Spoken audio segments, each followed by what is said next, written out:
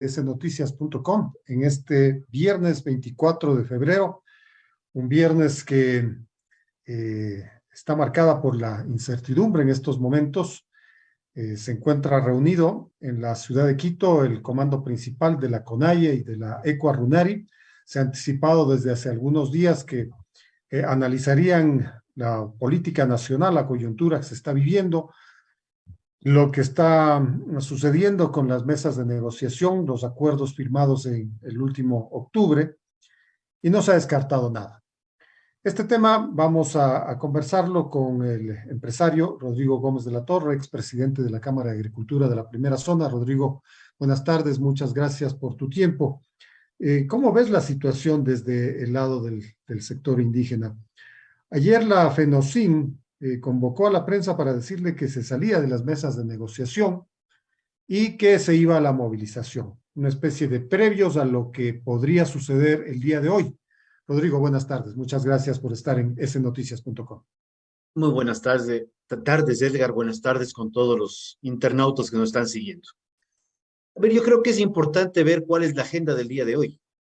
La CONAIE se reunió, se han reunido algunos dirigentes, inclusive el exalcalde de Cayambe y ex candidato a la prefectura de Pichincha, Guillermo Churichumbi, con Leonidas Issa, con Agustín Cachipuendo y un poco de gente más. La agenda tratar básicamente evaluación de las mesas de seguimiento sobre los acuerdos alcanzados con el gobierno nacional. Tú bien lo has mencionado. Si se iba a hacer un análisis y una evaluación de las mesas el día de hoy, ya para qué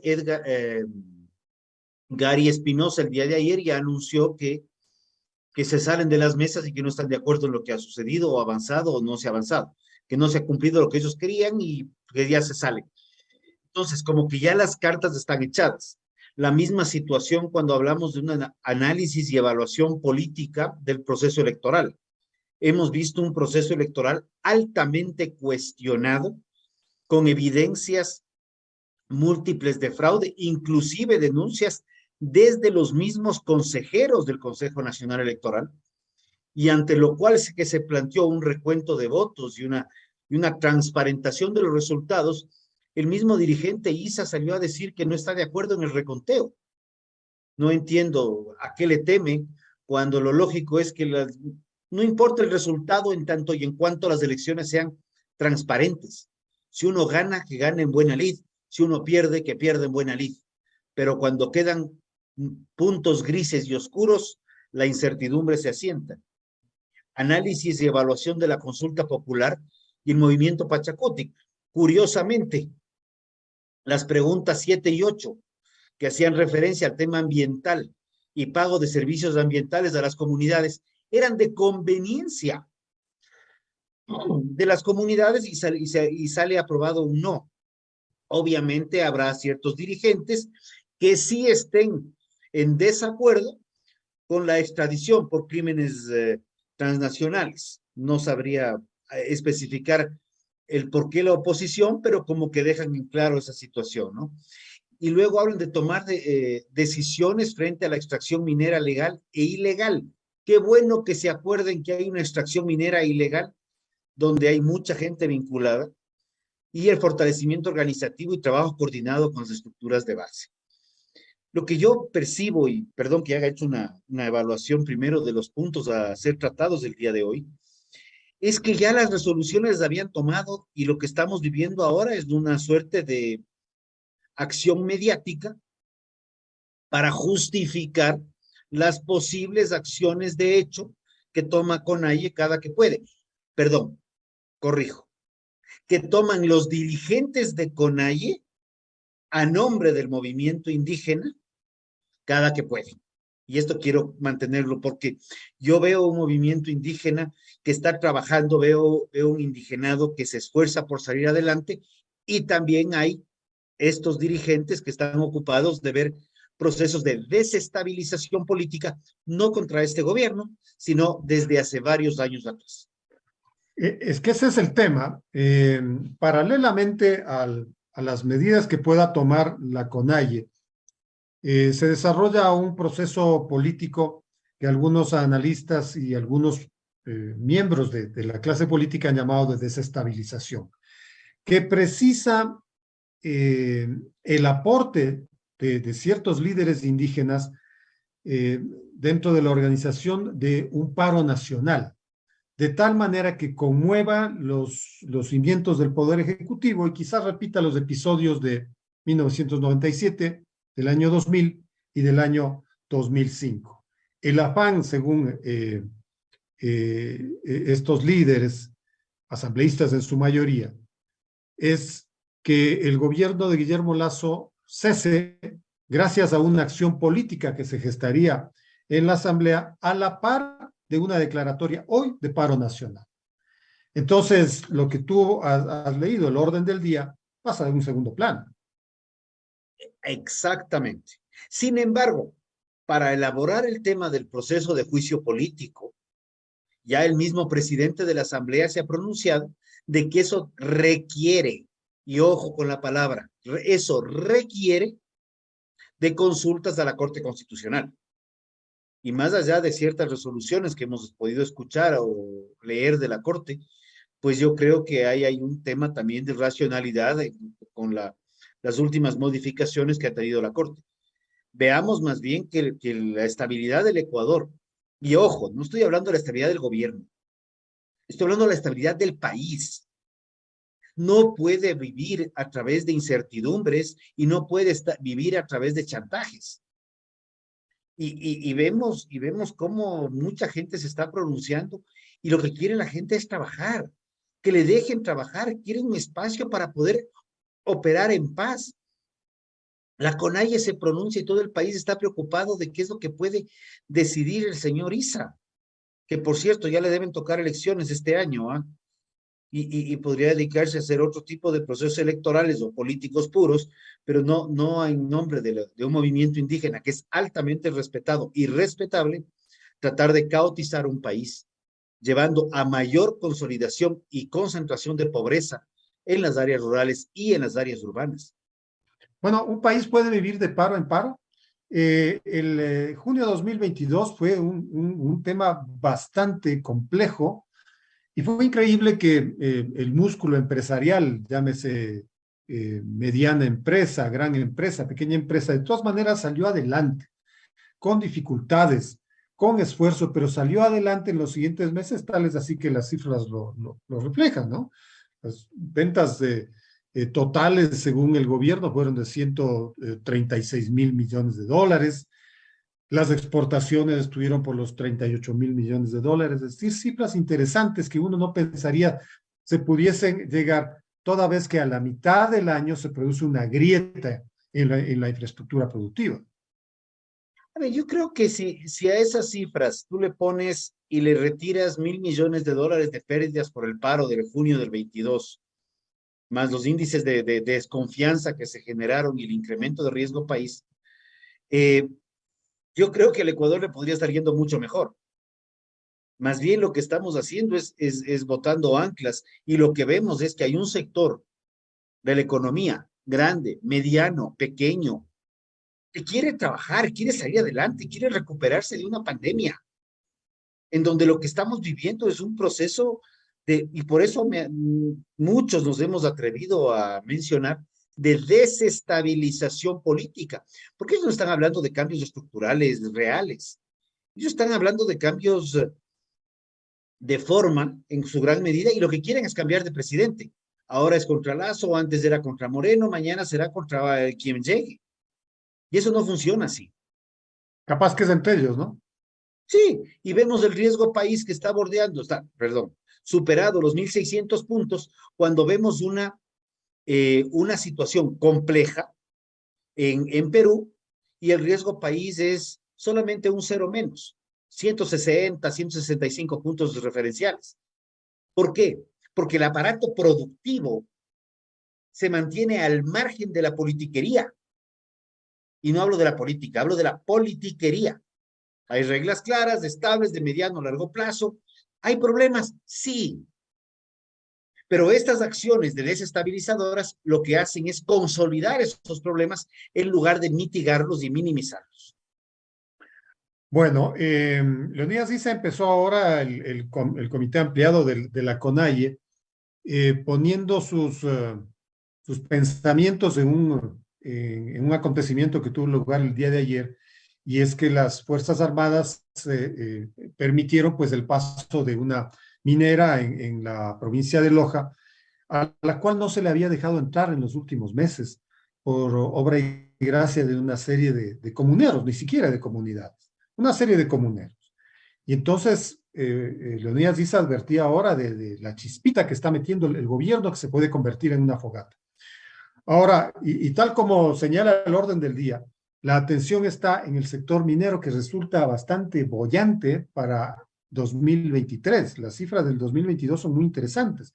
2.700 millones de dólares se lograron como exportaciones, desde el cuarto rubro de exportación. Fíjate que en 2019, para abril de 2019, las exportaciones eran 300 millones.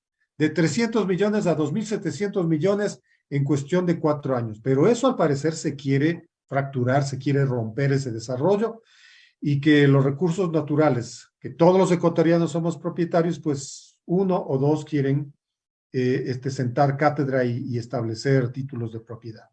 ¿Puede ser eso? Y yo me hago la pregunta, es ¿de dónde quiere el señor Isa sacar los recursos para todo lo que él pide? Porque me imagino que también para prender la chispa no ha de tener tanto problema, pero para sostener el fuego ha de querer utilizar combustible subsidiado, porque además también quiere combustible subsidiado. Y además se opone al combate al narcotráfico.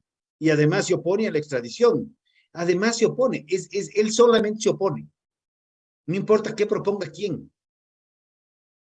Quieren desarrollar la agricultura, pero se oponen a los tratados de libre comercio. Y los tratados de libre comercio son los que favorecen a la agricultura para poder exportar más. Y para poder importar insumos más baratos y maquinaria y equipos. Pues ahí es donde vamos a los sinsentidos del señor Isa, perdón, del ingeniero ambiental Leonidas Isa, que también dentro de sus sinsentidos quiere sostener el subsidio a combustibles, siendo este uno de los mayores contaminantes del planeta, probado y recontraprobado en los últimos años. Entonces, ni siquiera es coherente con su propia formación académica. Entonces, hay algo que no cuadra. Por eso es que muchos nos atrevemos a decirlo y a decirlo claro y fuerte. El señor tiene fines e intereses estrictamente políticos, y esos fines políticos no están apegados a los procesos democráticos. ¿Y por qué me atrevo a decir esto? Porque él, en su mismo libro, El Estallido, lo firma él como autor, por ende asumo que lo escribió él, hace referencia a un comunismo indoamericano en el cual hagamos los cambios a través de la violencia si es necesario. Entonces, perdón, no estoy conjeturando, estoy simplemente sacando evidencia alguna serie de puntos que están públicos, no son cuestionamientos míos, no son especulaciones, son evidencias claras. Y ante estas evidencias claras, conspiración para tumbar un gobierno, conspiración para el tema de movilizaciones y paralización de vías y aparato productivo. Son temas que están tipificados como delitos. Aquí es donde también deberíamos llamar a la fiscalía, que está buscando el caso Encuentro, el caso Danubio, el caso Sobornos, todo el menú de casos, pues debería incluir el caso Estallido, hasta le sugiero un nombre a la señora fiscal, que monte el caso Estallido investigativo, a ver que estas manifestaciones que está planteando el señor Isa sean en el marco del lo pacífico y no en el marco de lo que históricamente han probado, que son absolutamente violentas, desestabilizadoras e inclusive que van expresamente en contra de norma cuando hay bloqueo de vías, cuando hay atentados contra las centrales de agua potable, las fuentes de agua potable, cuando hay atentados contra negocios que les obliguen a cerrar, que va en contra del derecho al trabajo. Entonces, ¿de qué estamos hablando? Bueno, ¿y cómo interpretas esta suerte de pica con la minería que viene desde hace algunos meses? Por ahí, para el mes de octubre, noviembre, ya se le escuchó hablar de las guardias indígenas, que iban a instalarse en cada locación minera. Por ahí mismo, el propio ISA les dijo a los empresarios internacionales que tienen inversiones en el país, en el sector minero, que busquen otra forma de hacer negocio, que busquen dónde invertir en otro lado, porque en minería sí no va a ser. Qué curioso, ¿no? Precisamente en esas épocas, cuando el señor Isas iba en contra de la minería formal, legal, con garantías, con inversión registrada y con reglas del juego claras, se fomentaba por otros lados y había un crecimiento de la minería ilegal, donde hay cuestionamientos de origen de fondos, orígenes de recursos, de dónde sale la plata para tener 130 retroexcavadoras, cada una está entre 120, $150,000. Eso multiplíquenlo por 150 o 130 retroexcavadoras, más todos los procesos adicionales de movilización. Algo no cuadra. Y por eso nos sostenemos. Aquí hay un proceso político de desestabilización en donde, inclusive para estas movilizaciones que anuncian, tiene que haber recursos. Esas movilizaciones no salen así nomás de la nada. De hecho, se estimaba en el 2019 que pasaron ciertos recursos de alrededor de 7,5 millones para haber generado el caos que derivó en un costo para el país de alrededor de 830 millones de dólares, de acuerdo a las cifras del Banco Central, y de acuerdo a las mismas cifras del Banco Central, 1,000 millones de dólares en el 2022. Entonces, estos procesos no son gratuitos. Estos procesos vienen vinculados directamente con otro tipo de entidades y nadie es que está desestabilizando de gratis. O sea, no, esto no genera recursos, esto no genera desarrollo, esto no genera crecimiento económico. Por ende, esto lo único que hace es consolidar pobreza, consolidar conflicto y evitar que venga la inversión, evitar que el país salga adelante. Bueno, y si se consolida pues esta tesis que como tú la llamas antidemocrática del paro nacional una vez más, se supone entonces que los acuerdos de octubre ya no sirven, ¿no? O sea, todo lo firmado vuelve a cero y A ver, aquí borrón y cuenta nueva. para cierta dirigencia de la CONAIE no ha habido los acuerdos de octubre, no se han respetado, cuando hay muchísimos acuerdos que se han cumplido y se han avanzado. Lo que pasa es que hay ciertos caprichos adicionales que no se podían cumplir. Entonces ahí es donde viene el tema. ¿A qué mismo le estamos apuntando? ¿A caprichos o a acuerdos? Y por otro lado, los acuerdos deberían involucrar a una gran cantidad de la población ecuatoriana. Y como digo, yo respeto al movimiento indígena como el que más, pero el movimiento indígena y el indigenado en el Ecuador representa un 6-7% de la población. En esos acuerdos, que se hablaron de acuerdos, ¿dónde estaba el sector de emprendedores? ¿Dónde estaban los micro y pequeños medianos empresarios? ¿Dónde estaba el sector turístico que sigue tratando de ver cómo sale adelante? ¿Dónde estaba el sector, inclusive el sector del transporte que está trabajando libremente? Que suena lindo el subsidio al combustible, pero es curioso que un sector del transporte que quiere subsidio a los combustibles no tenga ningún tipo de tarifas fijadas. Entonces lo que hacen es aprovechar el subsidio para otros fines.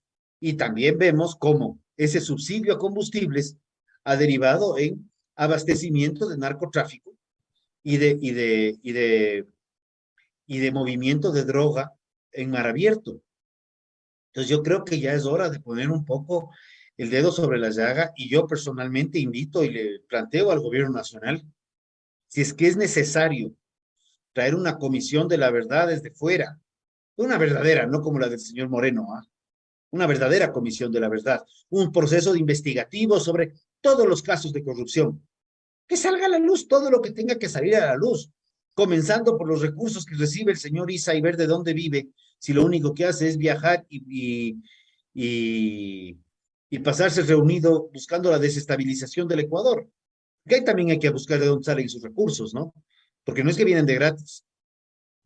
Se va a Brasil, se va a Estados Unidos. Ahí sí les encantan los gringos, ¿no? Cuando hay que pelearse contra los gringos, no les cae bien, pero cuando hay que ir a tomarse fotos frente al Capitolio, frente al obelisco en Washington, están primeritos. Por favor, coherencia, señores. Si quieren ir a tomarse fotos con sus coidearios, váyanse a Venezuela, váyanse a Cuba, tómense ahí las fotos. Ahí tienen harto espacio, pero de una vez, que también vayan a ver la pobreza que está en esos países, que vayan a Pero ver la eso, situación tan crítica. pero eso significa irse al paro ahora y de alguna manera el gobierno tendrá que manejar un mecanismo de contención, ¿no? El gobierno debe manejar un mecanismo de contención, porque el paro pacífico está contemplado en la ley, el paro combativo, agresivo, con bloqueo de vías, no es un paro pacífico, son delitos contra el Estado, delitos contra la propiedad pública, delitos contra la propiedad privada. Y el Estado tiene que respetar el Estado de Derecho y tenemos que respetar la paz de la gran mayoría de ecuatorianos. Y ahí es donde, si es que hay que aplicar mano dura, pues hay que aplicar mano dura. Por favor, y digámosles a los organismos de derechos internacionales, de derechos humanos, que vengan al Ecuador, así como estuvimos reunidos en el 19. Y recuerdo que uno de los comisionados que estuvo aquí de la CIDH, terminada la reunión, se le iban las lágrimas, porque nos contaba de la hija que estaba atrapada en un departamento en Chile, cuando los mismos procesos de manifestación violenta, destructiva y combativa estaban vigentes allá. Decía, yo estoy preocupada por la seguridad de mi hija. No es un juego esto. Y aquí la otra opción es que se destape una situación social en la cual los ciudadanos que queremos trabajar, queremos vivir en un país de paz, queremos poder estar tranquilos, no es nada más que eso. Generen una contrarreacción contra estas acciones terroristas que las hemos evidenciado los últimos años. Bueno, pero eso Sería, se puede salir de madre, ¿no? eso se Eso sale se de mano. puede salir de No, madre y ahí sí no, tenemos un no, enfrentamiento civil con si eso consecuencias pasa, insospechadas. si eso pasa, no es que se puede, eso se sale de madre. Y las consecuencias son nefastas para todos. Eso, y de hecho he leído algunos análisis que están visibilizando esa posibilidad ya. Así como me han preguntado en días atrás qué opino de la posición que tiene Bukele, y yo creo que el señor Bukele, el presidente mejor calificado de América Latina, tiene una posición como la que tiene porque ha sabido defender la democracia, pero defender la democracia no implica convivir con delincuentes, no implica convivir con narcotráfico, no implica convivir con la delincuencia organizada transnacional. Implica que los delincuentes están en su sitio y el resto del país vive en democracia. Las grandes mayorías estamos en democracia, produciendo, trabajando y tratando de salir adelante para el beneficio propio de las familias, de la sociedad. Porque los países no los hacen ni los presidentes ni los pseudo dirigentes. Los países los construimos los ciudadanos. Y hay una ciudadanía que está cansada también de estas manifestaciones de eh, violencia y de desestabilización. Yo creo que, Edgar, con el respeto a todos los internautas que nos están siguiendo, pero hay cosas que hay que decirlas. No podemos seguir callando. No podemos seguir maquillando las verdades. No, verás, es que tal vez que de pronto sería más conveniente. No. Aquí las cosas hay que decirlas claro y fuerte, aunque muchas veces podamos ser criticados por ello. Y otro tema ya muy particular. Generalmente los paros o los levantamientos eh, toman como objetivo a la ciudad de Quito. Se reparten en el país, ¿verdad? Generalmente cautizan y se toman eh, las fuentes hidrocarburíferas y recientemente las locaciones mineras. Obstruyen las carreteras, pero los integrantes de estos paros van hacia Quito masivamente. Y aquí es donde se dan las confrontaciones. Y de esto sí ya tenemos ya varios años de lo mismo, ¿no? Entonces, ahí poco el criterio del hombre el hombre, la mujer que viven acá en la capital es ¿hasta cuándo? A eso voy, que puede llegar un momento que ese hasta cuándo diga hasta aquí. Entonces, primero, tú has mencionado bloqueo de minería, bloqueo de instalaciones hidrocarburíferas. Atenta directamente contra la estabilidad del Estado. Son delitos contra la estabilidad del Estado. La minería contra privadas, la hidrocarburífera contra público. El daño de bienes públicos. Cierre de vías. Estamos hablando de impedir el derecho a la libre movilidad que está contemplado en la Constitución. Estamos hablando de caotizar a través del no acceso a alimentos y no acceso a medicinas, en contra de lo que determina la Constitución y los derechos humanos, porque estamos atentando contra la alimentación de los ecuatorianos y contra la salud de los ecuatorianos. Estamos atentando contra la educación de nuestros niños a través de los bloqueos. Luego, Quito, primer patrimonio cultural de la humanidad, a la cual le vienen a pintarrajear y romper paredes y quemar edificios. Estamos atentando ya no solamente contra un bien nacional, sino contra un bien mundial. Entonces, ¿a qué están jugando estos señores? Ahí viene un tema y estamos, créeme que cada media hora, iba a decir minuto a minuto, pero realmente sería mentir. Cada media hora estamos revisando si ya hay las resoluciones de la CONAIE y ver qué dicen. Porque el sector productivo, al cual también me debo, también tenemos que ver cómo vamos a hacer. Porque el señor nos bloquea las vías, pero la producción agrícola sigue saliendo y tiene que seguir llegando a los mercados, porque las ciudades tienen que seguir comiendo. Y si no quiere que las ciudades coman, lo que sucede es que esa producción se pierde en el campo. Ok, digamos que con la producción de papas, cebollas, habas, leche, carne, etcétera, vamos a hacer fertilizantes orgánicos y botarlos al suelo. ¿Acaso no está contemplado en la Constitución también que el desperdicio y pérdida de alimentos es un delito? Está contemplado que no se puede botar alimentos. Y además que humanamente, en un país que requiere una mejor distribución de alimentos y una mejor educación en materia nutricional y de alimentos, eso es un crimen de lesa humanidad, propiciado indirectamente por un grupo de dirigentes que en nombre del sector indígena y campesino están caotizando a un país. Mientras tanto, entonces, en compás de espera todos, particularmente el sector empresarial pequeño, mediano, grande, como para seguir adelante en este mes de febrero y como para hacer planificación para el resto del año.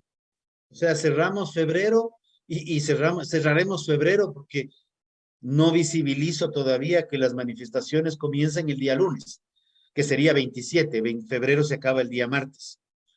Pero estamos hablando de que no podemos vivir de tumbo en tumbo, tenemos realmente que pensar en sacar el país adelante y que si es que hay momentos en los cuales hay que trabajar con transparencia y si hay que cuestionar y hay que seguir procesos judiciales contra quienes hayan cometido actos de corrupción, hay que hacerlo. Pero eso no es justificativo para caotizar un país. Yo creo que en eso sí tenemos que ser claros y fuertes, porque la gran mayoría de ecuatorianos quiere vivir en paz, quiere tener certidumbres. El que no tiene empleo quiere poder salir a la calle a buscarse una chamba, buscarse una chaucha. El que tiene empleo quiere poder llegar a trabajar. Las empresas que están recuperándose quieren poder sostenerse y crecer. Y este tipo de cosas no abonan absolutamente a nada positivo por ningún lado. Sigamos esperando y esperemos que nos hayamos equivocado en toda esta charla. Confiemos Ojalá, que así sea. ojalá pues no pequemos de ingenuos, pero veamos qué pasa. Y que por favor, el presidente, el ministro Cucalón, no pequen de ingenuos, porque el antecesor, a mi criterio, no creo que pecó solo de ingenuo, sino de algunas otras cosas más.